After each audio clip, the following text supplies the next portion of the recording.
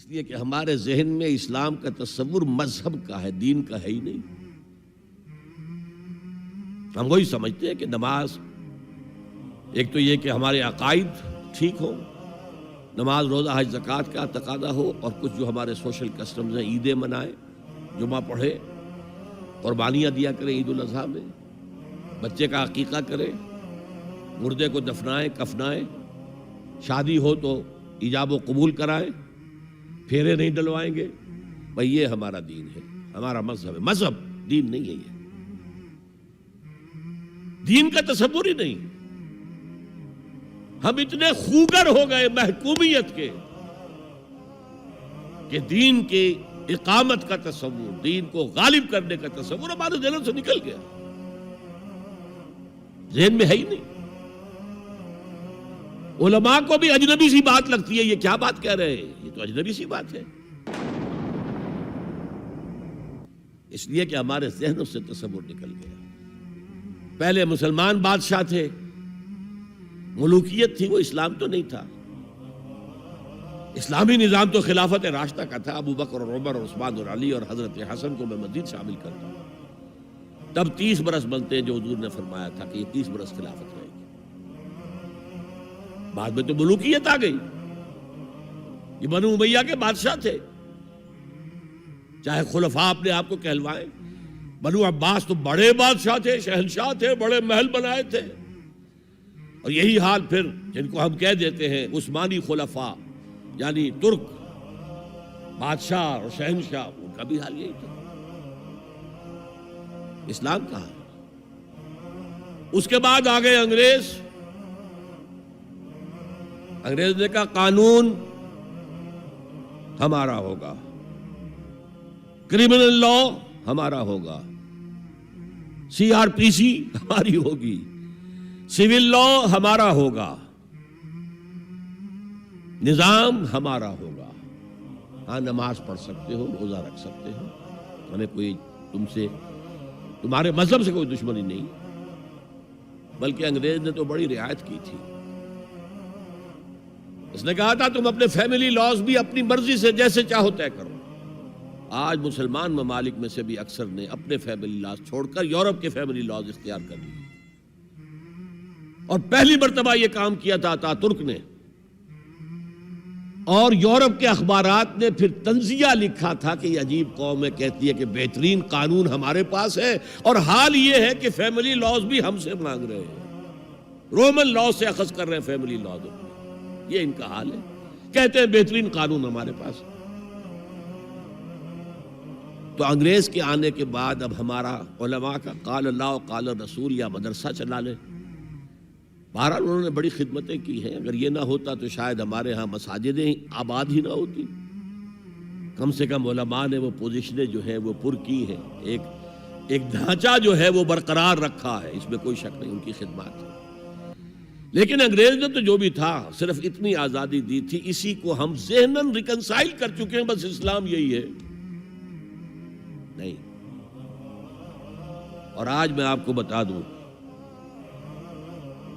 امریکہ اور انگلینڈ خاص طور پر، اور بقیہ عیسائی مملکتیں بھی بالعموم، اسلام کے خلاف جو جنگ جاری کر رہے ہیں، اور تیزی کے ساتھ یہ بڑھے گی،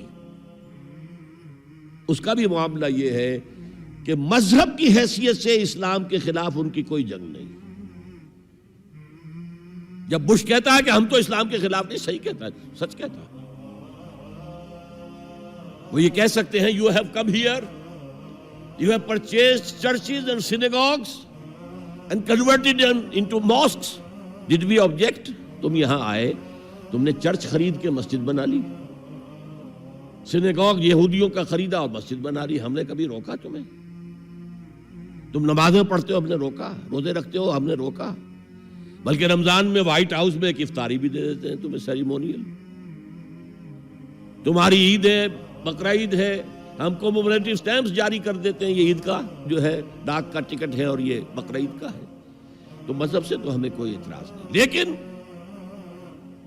اسلام کا سیاسی، معاشی اور سماجی نظام nothing doing. We will not bear it. نظام ہمارا ہوگا، اور سمجھ لیجئے یہ تاریخ نے پورا سرکل ایک گھیرا پورا کر لیا ہے۔ وہ جو مولانا حالی نے کہا تھا، اے خاصہ خاصان رسول وقت دعا ہے، امت پہ تیری آ کے عجب وقت پڑا ہے۔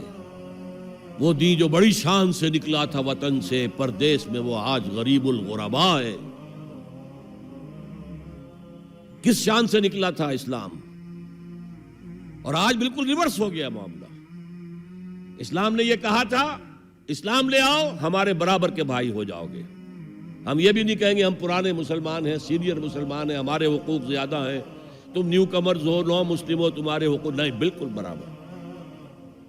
یہ نہیں تو اسلام کی بالادستی قبول کرو، چھوٹے ہو کر رہو، ہاتھ سے جزیہ پیش کرو، یؤتوا الجزیۃ عن ید وہم صاغرون، پھر تم یہودی رہو مذہب کے طور پر، نظام ہمارا ہوگا دین حق کا، وہ غالب ہم نے کرنا ہے۔ محمد الرسول اللہ بھیجے گئے دین کو غالب کرنے کے لیے۔ ہمارے اندر طاقت نہ ہو تو کیا کریں، مجبور ہیں، لیکن طاقت ہو اور پھر دین کو غالب نہ کریں تو ہم تو غدار ہیں اللہ کے۔ لہذا کیا کہتے تھے، ایمان لے آؤ برابر کے ہو جاؤ گے، نہیں تو رہو تم عیسائی رہو، یہودی رہو، مجوسی رہو۔ ابھی شروع میں ان تین سے ہی معاملہ تھا نا، لیکن اسلام کی بالادستی نظام ہمارا ہوگا، باقی تم نیچے رہو۔ اور اگر یہ بھی منظور نہیں تو آؤ، تلوار ہمارے اور تمہارے درمیان فیصلہ کرے گی۔ یہی بات تھی کہ نہیں؟ آج وہی بش کہہ رہا ہے نظام ہمارا ہوگا، اس نظام کے نیچے تم رہو، مسلمان رہو، ہندو رہو، عیسائی رہو، کچھ رہو۔ یہ بالکل برعکس کیفیت ہوگی۔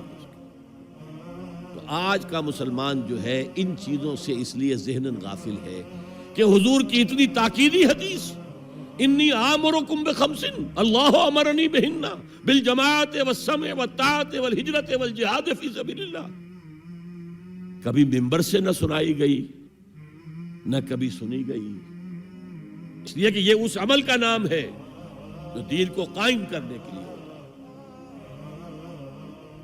چوتھا کام فرمایا